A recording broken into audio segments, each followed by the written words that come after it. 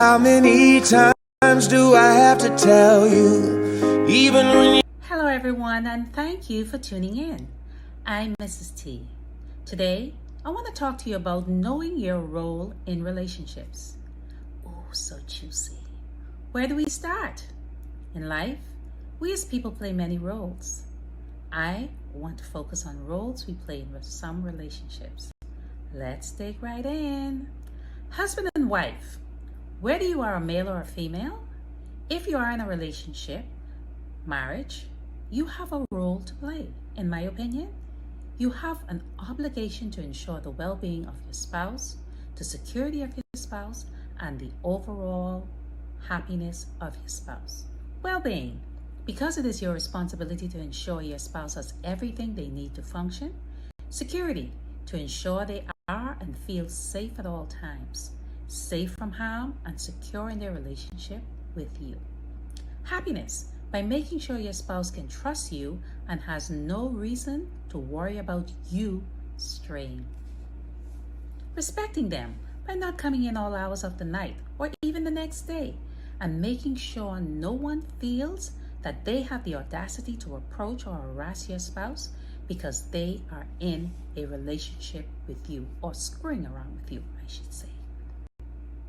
Isn't it funny how the non-legal person thinks that they need to harass the legal spouse when they are the one interfering with the relationship? I will never understand this.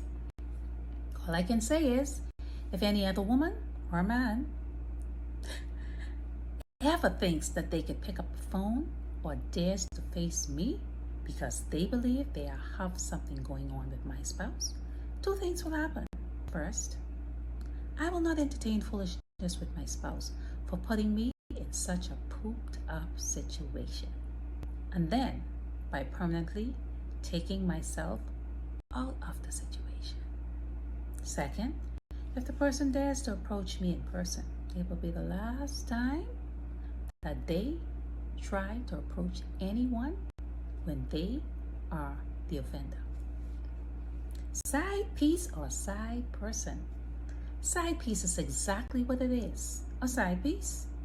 For those of you who don't know what the meaning of a side piece is, it is a woman or a man who continuously has sex with another person who is already in a committed relationship.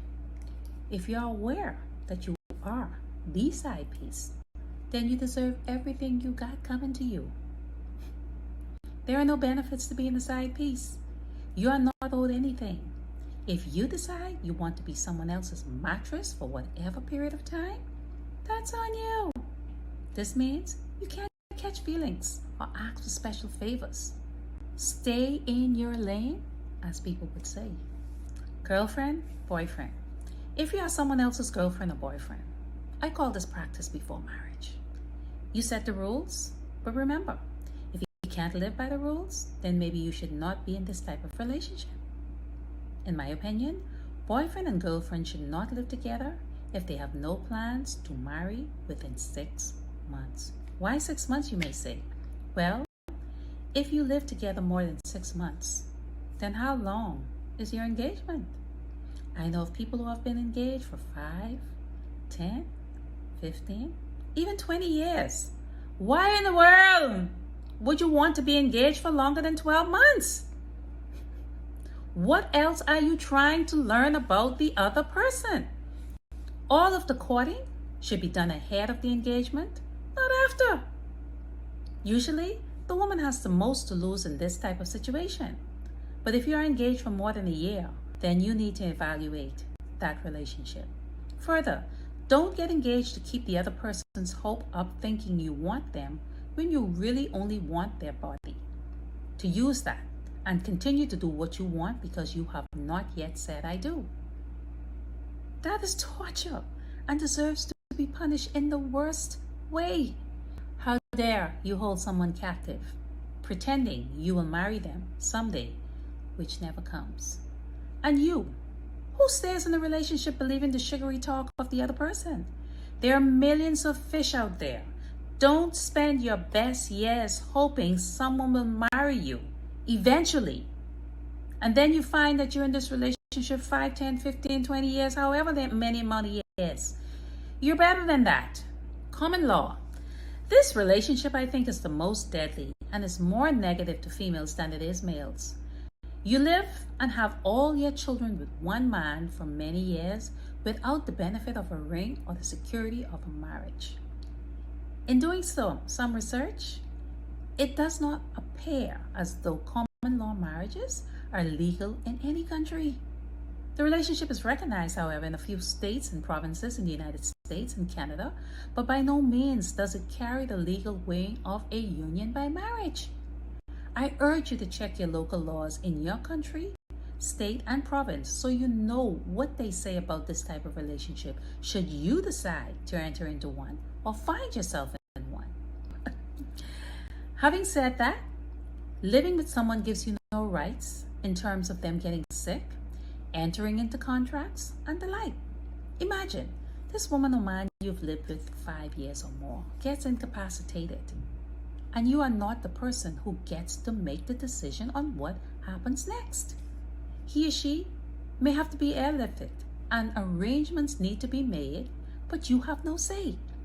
If his mother or other family members don't get along with you, you may not even be able to visit the hospital to see this person. People could be stink. Another scenario, you live and care for this person for 10 years. You perhaps have a couple of kids. Then one day he gets up and leaves. Then you learn that he got married to a younger, finer thing with no kids.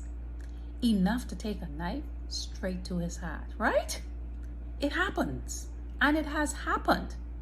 Don't think with your heart only. Ensure that things are in order so that you can live in peace.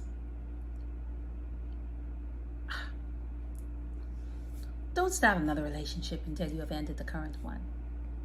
I don't know where people get off starting one relationship before they finish the other.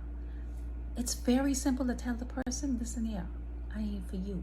And if you're not for that person anymore, don't take their calls, don't give them anything, don't be available to them. Don't say you're trying to be a friend. Don't send the wrong signals. Give yourself time to heal from one relationship to the other. Be present. When you are in a committed relationship, it is imperative to be present. No, you don't need space. If you want space, end the cotton picking relationship. I don't know where folks get this garbage about needing space from. You get space when you go to work. You get space when you spend your one night out with your bros and gals. After that, you do what you're supposed to do in a relationship you are in. We don't go into relationships because we want to sleep with everyone.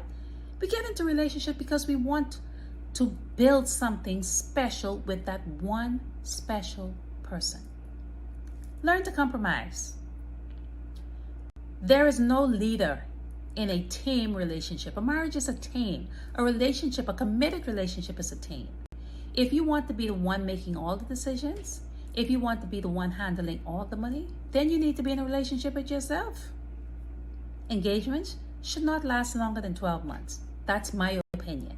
When you decide to give someone an engagement ring, you are telling them you are ready to marry.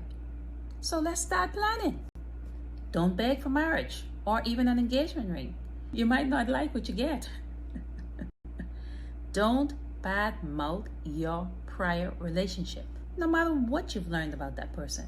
That means don't carry any baggage from one relationship to the other. And the relationship is not working, get out. Nothing is worse than staying in a broken relationship. Well, that brings me to the end of this message. I hope it helps someone in some small way. Thank you for listening. How many times do I have to tell Everyone you? has that. Even when